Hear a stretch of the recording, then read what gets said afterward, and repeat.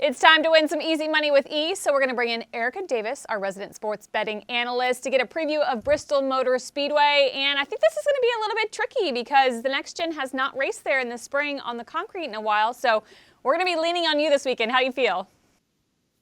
I mean, I'm feeling like you. It is going to be a little bit tricky, actually a lot bit tricky from a betting perspective, like to handicap this, because as you mentioned, we're going back to a concrete track at Bristol for the first time in the spring in a while. So that means we don't have a lot of betting trends to lean into, but we're going to figure it out. And I'm going to give you guys a few best bets so that you can find different ways to win some cash this weekend.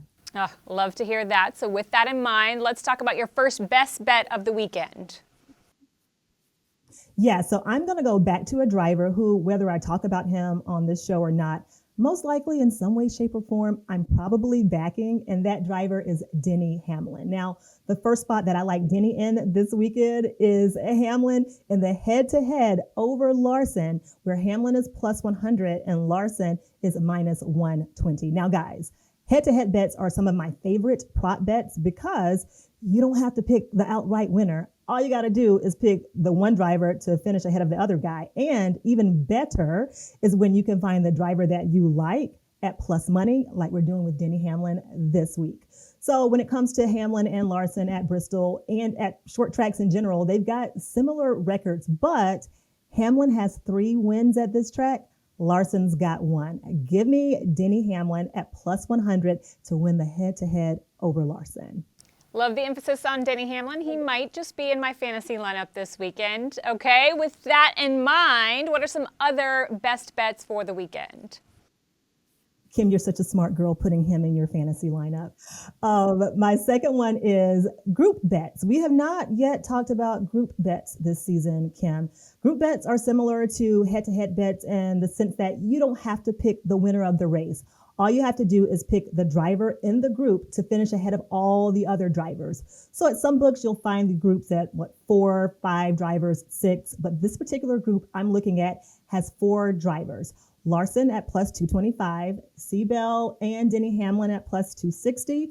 And then they got William Byron at plus 345. I'm backing Hamlin again at plus 260. And I originally was only going to throw a little bit of money on Hamlin at plus 260. But Kim, the longer odds and the bigger payout, they were calling my name. So I'm going to sprinkle a little bit on Byron too at plus 345. But let me tell you why. At short tracks, Hamlin typically runs better than Byron. But Byron and Hamlin are both averaging top 5 finishes at short track. So just put a little circle around both of those drivers' odds to dedicate a little bit of your bankroll to both of them having a good finish in that group. And the final Hamlin odds that I like this weekend is his top 10 drivers' odds. Right now, I have found him at minus 280. Now, that's not going to give you a huge payout, but I feel like Denny to finish in top 10, minus 280 is a pretty safe bet for Bristol. It sounds like fans should be putting money on Denny Hamlin, but we always like to give them options if they don't want to choose a specific driver, whether it's a head-to-head, a group, an outright. So what are some of the bets we can look at that don't involve drivers? I'm glad that you asked about options because I've got 2 options that I'm super excited about this weekend, Kim. The first one is winning manufacturer. The second is the race to go overtime. But before I talk about the winning manufacturer, I got to ask you, how do you feel after last week when we talked so much about Chevy dominance and then Toyota goes and just does a damn thing? How do you feel about that? I gotta be honest, I have no clue which manufacturer is gonna come out on top this weekend. That's why I've sprinkled all 3 of them in my fantasy lineup. I like that. You sprinkle them up through your fantasy lineup. That's really, really good, actually, Kim, because it's a crapshoot. Like this weekend could be any manufacturer's game to take. But because of how well Toyota performed last week at Phoenix, I'm not fading Toyota in Thunder Valley. Give me Toyota as a winning manufacturer at plus 145. They came off that weekend. They had 4 cars in the top 10, and Denny Hamlin won this race last fall. Remember, guys, shop around, though, because I have found Toyota at plus 145 as a winning manufacturer at some books. At other books, I found them as short as plus 120. So whether it's Toyota or Chevy or Ford, you want to get the longest odds for the biggest payout. And then finally, my last bet for the weekend is the race to go overtime at plus 500.